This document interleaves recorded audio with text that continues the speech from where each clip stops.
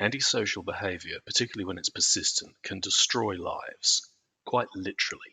But there's now a new tool that communities can use to fight back against this problem. That's what this video is about.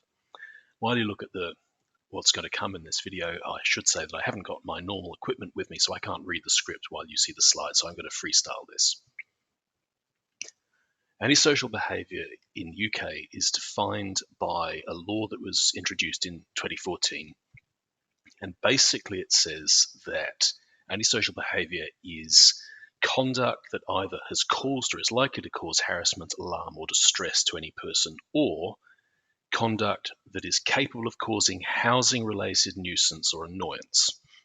What they mean by housing there is council housing or housing association property. You'll see that housing associations crop up a lot further down the line. In 2014, following the very sad case of Fiona Pilkington, the government asked parliaments to consolidate the laws for dealing with antisocial behaviour and to provide individuals and communities with a means of making sure that the authorities listened to them. This is called the community trigger, or an antisocial behaviour case review. And what it is a meeting held by the council where they review responses of the council, the police, and housing associations, how they responded to reports that antisocial behaviour was taking place. The community trigger is how you access how you cause one of these meetings to take place, and the ASB case review is the meeting itself. So the two things are joined at the hip, and often you'll hear people talk about community trigger or antisocial behaviour case review as being one and the same thing, and that one does lead to the other inevitably. So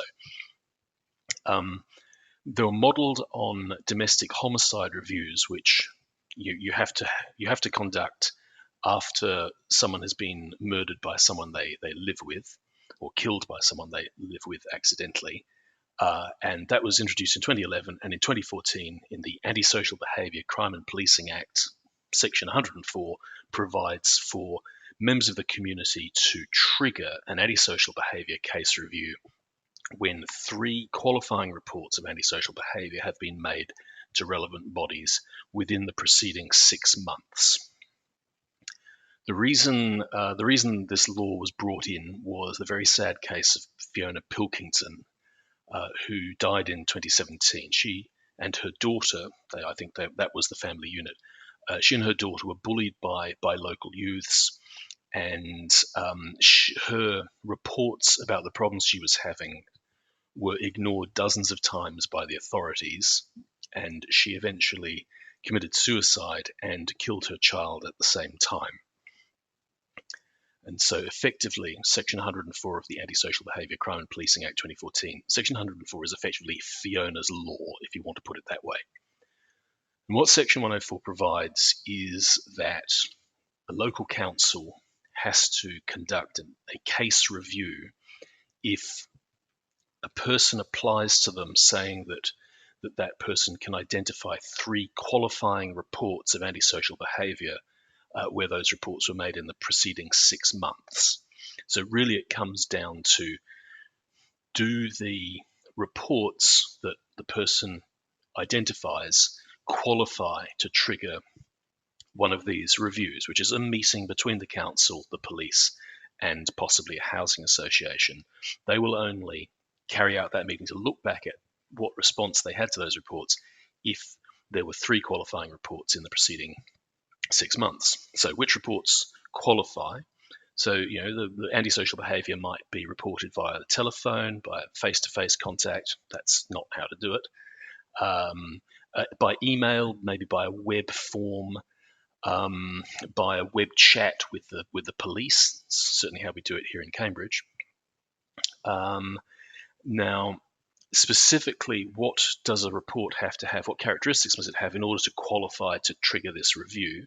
The report needs to be timely. So if it's been more than a month between the antisocial behaviour incident and the person actually writing to the authorities about it, then it doesn't qualify towards triggering an antisocial behaviour case review. The report has to have gone to the police or to a council or to a housing association if that's relevant. And so, maybe you've got one report about one incident that's gone to the police and one report that went to a housing association, but still about the same property, maybe a few weeks later, where a different incident occurred. If you've got three of these incidents and all of them were reported in a timely fashion, and you can prove that those reports were made to the police, council, or housing association, then collectively those three or more reports qualify, and someone can apply to the council to have the response of those bodies, who all talk to each other, reviewed by themselves, but still they have to sit down and have a think about have they done the right thing with the reports that they've received. So actually the threshold for triggering this isn't that high, but it does require quite a bit of organization. And I think it's best called the community trigger because the amount of effort involved in getting all the information to prove that there is enough antisocial behavior at one address to satisfy these requirements means that people have got to work together. It's slightly beyond the resources of even a dedicated individual. And I think it's a bit more persuasive, although this isn't legally relevant, if the reports came from more than just one person reporting three different incidents. So any person can be the applicant to a council to use the community trigger to request an antisocial behaviour case review. And if there were three qualifying reports, as I've just described, then the council is under a legal obligation to do so, to have this meeting and look back over what the response to those reports was. The way the law defines it, the word person in this context and in most others means not just a living human being, it can also include a company and certain types of other legal entities. And that's really important if your residents association is incorporated as a non-profit company or as certain types of charity, then collectively that body is treated as a single entity by the law, and therefore it also qualifies to be the applicant for a community trigger, and that can take the burden off the shoulders of an individual. Conversely, many residents associations are not incorporated. They are just a collection of 10, 50, 100 individuals, and so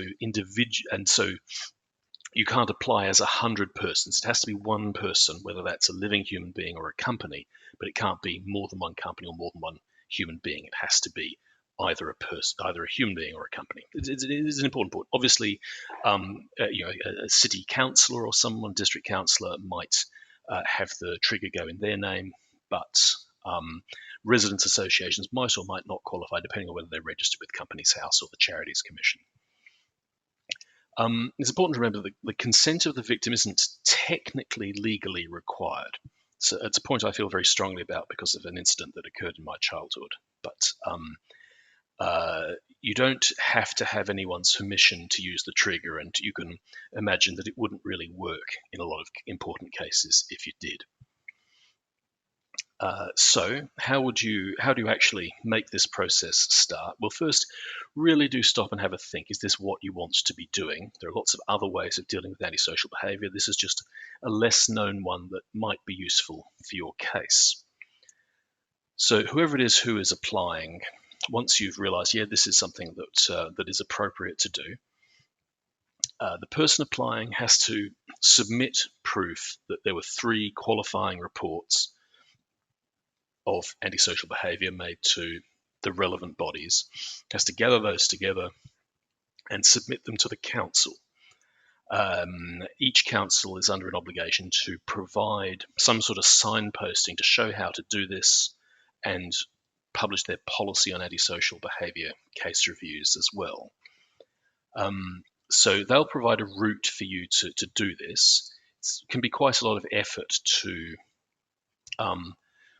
make it clear to the council which particular reports of incidents you want taken into consideration when working out whether you've got over the threshold of three qualifying reports. So you'd need something like a police reference number or maybe the reference number that comes from your local council's antisocial behaviour reporting web form.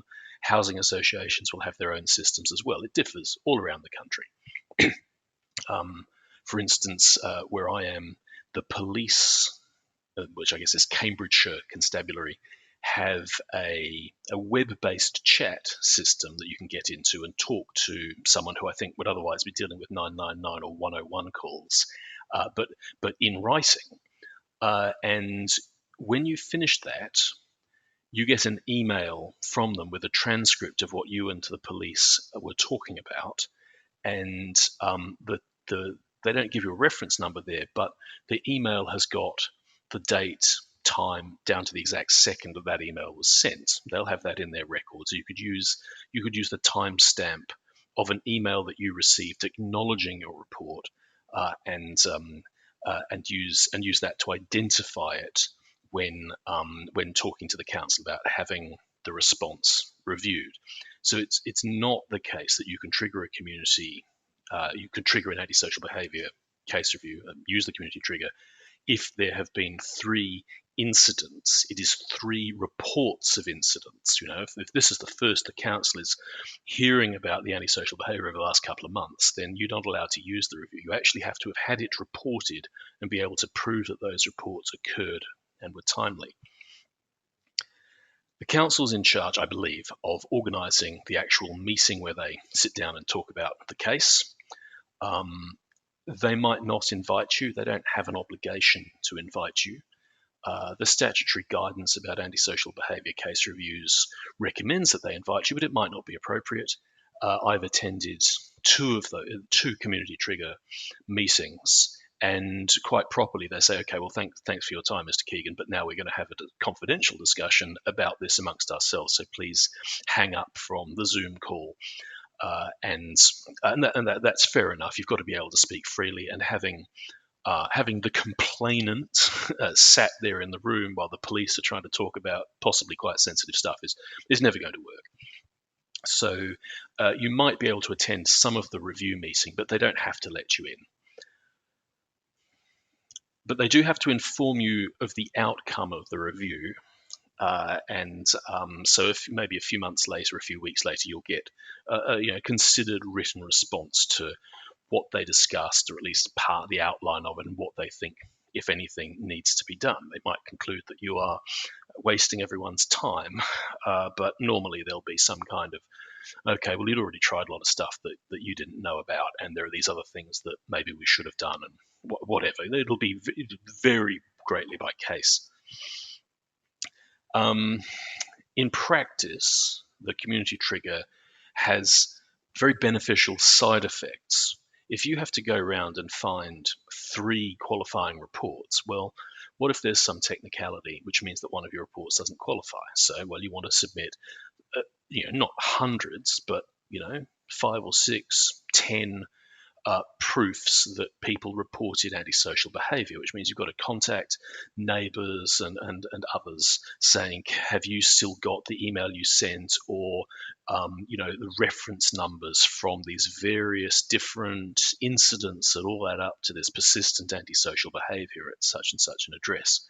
And that actually is a very healthy process. I mean, not if you're going to devolve into a vigilante group, it's not. But in general, you're talking to your neighbors. Maybe there's a WhatsApp group or a Facebook group, or a neighborhood watch community or something like that. And maybe your community trigger application fails, but you learn from that. Oh, here's how we ought to have been reporting. So in the situation near where I am, we didn't really understand as a community the best ways of reporting. The council and the police had gone out of their way to tell us. We didn't get the message. We didn't understand the importance of making sure that the reports about what's going wrong are getting to the right people in the right way. So a lot of it is about building up knowledge and best practice amongst people in your neighborhood. And do be aware that some people really don't want to be involved. They may have witnessed something, but as far as they're concerned, this is not something that they want dominating their life or even influencing their life any more than it has to. And sadly, it means that authorities can rely on people getting fatigued and not reporting things because they give up. Um, and that's natural. That's just how some people are, and you'll get a sense of who's prepared to persist in trying to solve the problem and who just wants to think, no, I will silently bear it. So be aware that reporting fatigue will set in amongst some people, but not amongst everyone. Good reporting practice.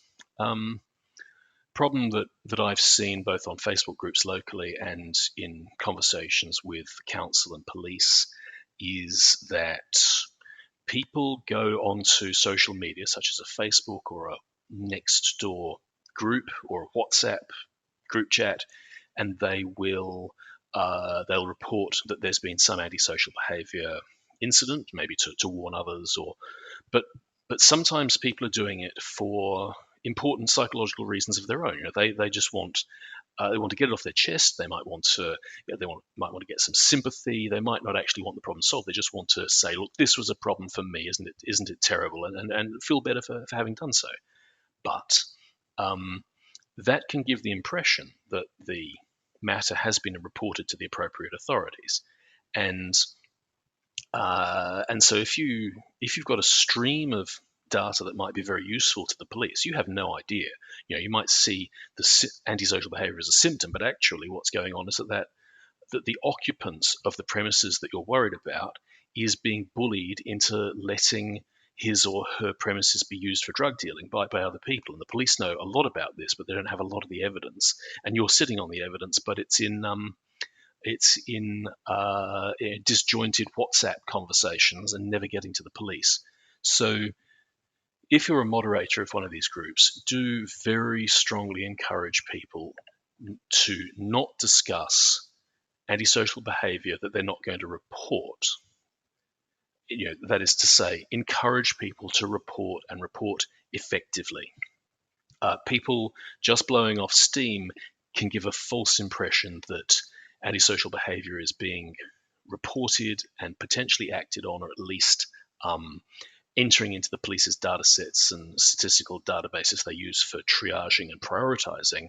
If this information is ending up on social media, even in small groups, and not getting to where it needs to, police, council, housing associations, then that's a genuine problem. You need to take a look and think, is it really healthy for us to be blowing off steam about antisocial behavior but not doing what could be done to resolve it? So social media moderators, please do try to discourage discussion of unreported antisocial behavior. A lot of this material is highly confidential, potentially defamatory, allegations of criminal activity, and so on. And so you can often share the reference numbers you get from the police, as that's often useful when some neighbour is communicating about the same thing. But you don't have to share all the details. It's important to respect the privacy of everyone involved, in particular victims and perpetrators, and alleged victims and alleged perpetrators. They've all got a right to privacy, and that's got to be balanced against everything else. One point, if you've been following avidly the Grenfell Tower inquiry, you'll notice that the organisation responsible for managing Grenfell Tower had been audited by, I think, the council, and was found not to have its record keeping in order with respect to something which they ought to have been keeping good records on. I think it was about fire inspections. And that's a matter of public record and hasn't been controversied by KCTMO. I think that there are some incentives, particularly in relation to vicarious criminal liability for drug dealing. There are some incentives which encourage the staff of housing associations not to record reports of certain types of problem that get to them.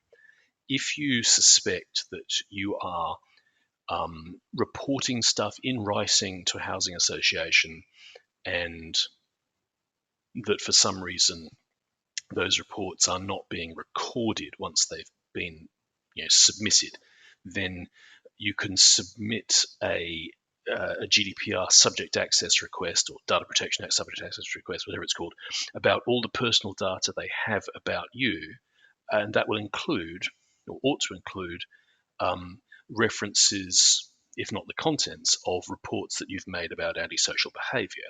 So when you report stuff, later go through with a subject access request, they will learn not to lose information that they may have been given.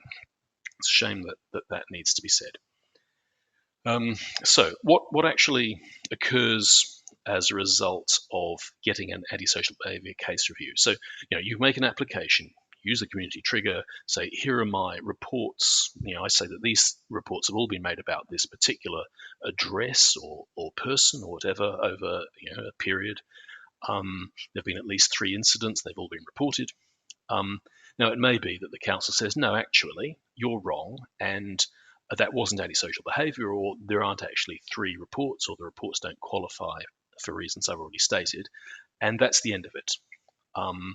You might be able to appeal their decision. Maybe they got their facts wrong, but if you did in fact get over the threshold of 3 qualifying reports within 6 months, then the law requires the council to convene a meeting of what are called the relevant bodies, which is the council itself, the police, and possibly housing association, and I think it may include some bits of the NHS. So think about the situation where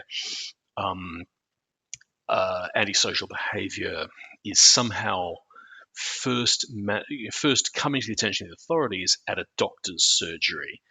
It's the GP who notices that something's wrong before the council does. They're potentially looped into this. I don't think that that's an important detail. So the law requires, if someone's used the community trigger and they've made enough, prove that there have been enough reports, then the council convenes a meeting, and you would have 1 or 2 representatives from each of those bodies that spend a lot of time talking to each other. Someone from the police, someone from council, someone from housing association. The ones I've attended have had, I don't know, about 10 people on them, 2 or 3 people from the housing association. I'm not in housing association property, but I'm quite close to it. And my residents association was asked to take this case up because some people were, on the other side of our development, were unable to sell their flats because of a fairly extreme situation. And shortly after we brought the community trigger, the police shut one of the premises that we were reporting about, and magistrates backed them up, and the place was shut for months, which causes a financial loss to the housing association because they have a void where there's no tenant. So the antisocial behaviour case review, we'll have about 10 people in it. Getting back on my track, it has the legal power to make recommendations about any matter which has come up in the review, and legally the various bodies that are at the review have to take those recommendations into account in the future. But all you're doing is getting a meeting that you're not necessarily invited to.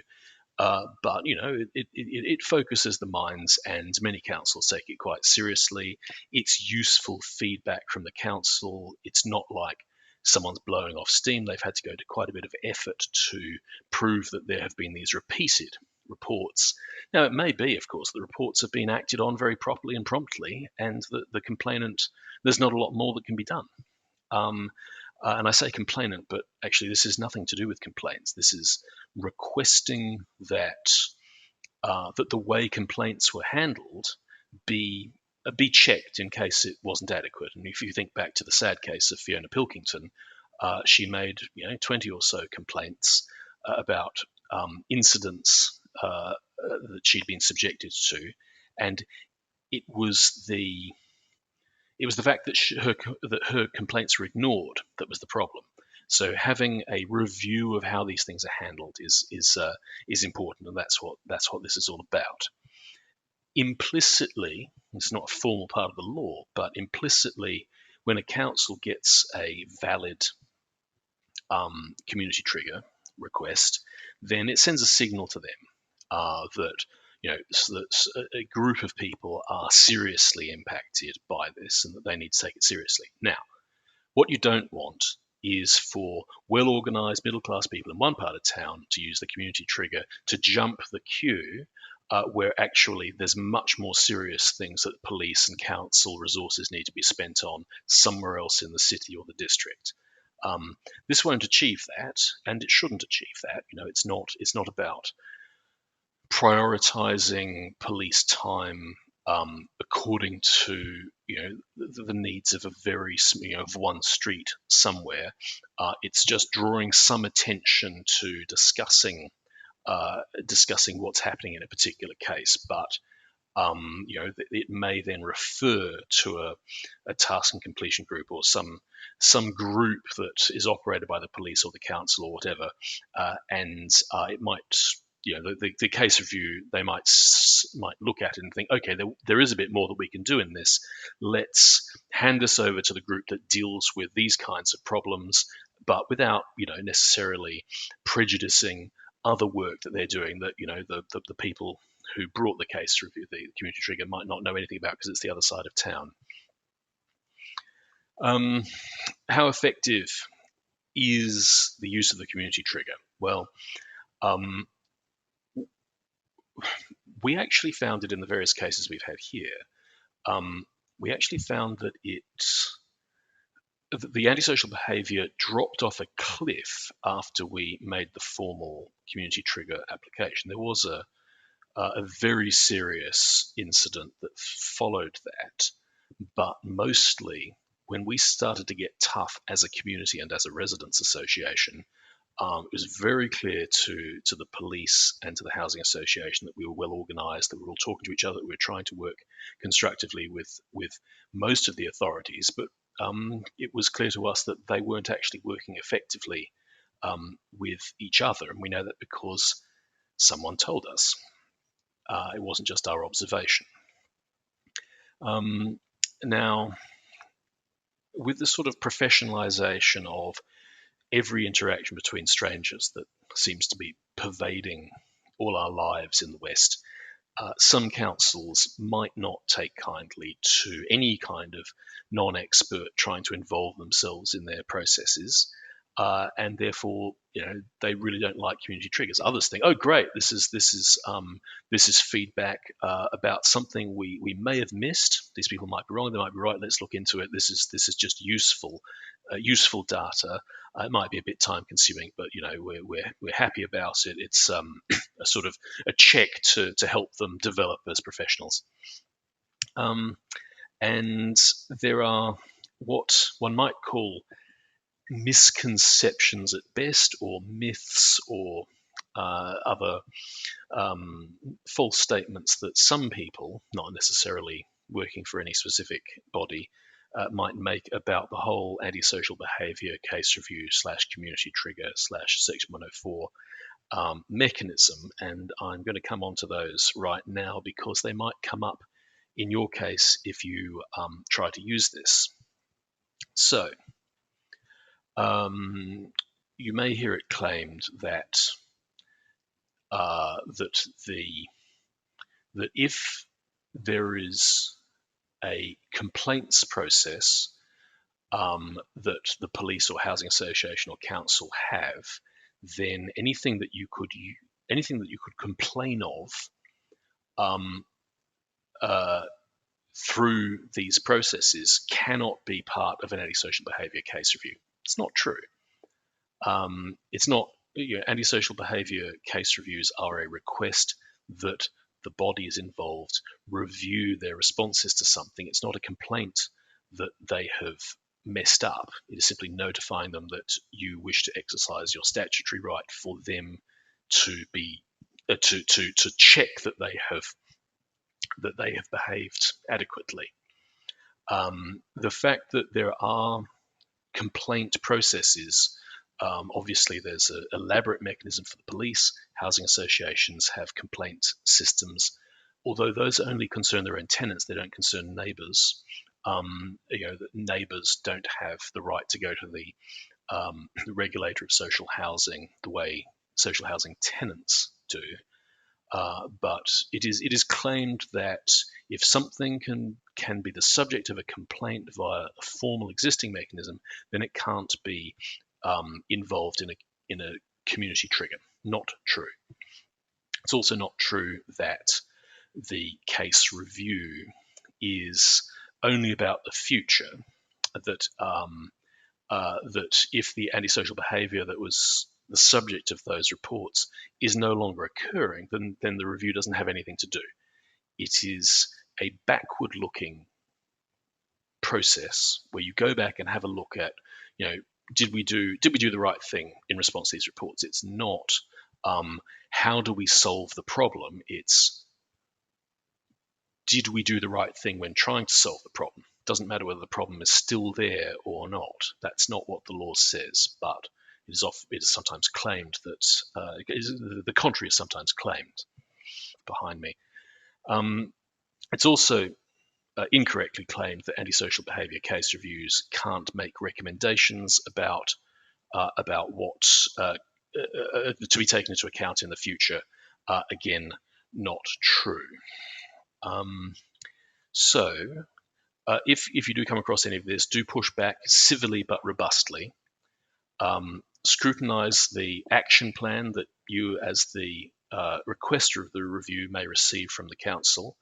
And if you were part of the antisocial behaviour case review meeting, at least for part of it, then if they've recorded that, immediately you should use Freedom of Information Act to request a copy of that recording. So antisocial behaviour case reviews are always part of a larger situation. You've got to take that into account. Don't waste your time. Definitely don't waste the police's or the council's time. Remember, there are lots of other ways of dealing with these things. Generally, if you're even thinking about this, talking directly to the people you think are causing the problem is not something you're prepared to do because of potential violence or whatever. A lot of new build estates, there are estate covenants binding the landlord, the freeholder, to not to suffer, not to permit, not to tolerate antisocial behaviour on their premises. So you've got a direct right against the landlord and not just against the tenants, and that direct right might be more effective. That's only really on new build estates that you may have a chance of that, and those covenants might be difficult to obtain a copy of, but do bear that in mind. A lot of antisocial behaviour overlaps with environmental health and noise pollution concerns, and that's both the security egg, it'll often be dealt with by the same local authority, but they might really silo or compartmentalize and say, okay, well, we're going to ignore the antisocial behavior aspects of this, such as threatening or irritating behavior, and just look at the noise. But if it's a smell or anyway, so environmental health might be another thing you could look at, and similarly. So it's one amongst many measures. And you've got to work out, is this going to be useful in your particular context? So I hope this has been useful. Stay safe, but do encourage people to report effectively. And if this has been useful, please do subscribe to the channel, click like on this video. It really, really does genuinely help me if you do that. And there are other ways to support my work in housing related and membership related matters elsewhere, linked in the About section on the channel. Thanks very much for listening. Bye-bye.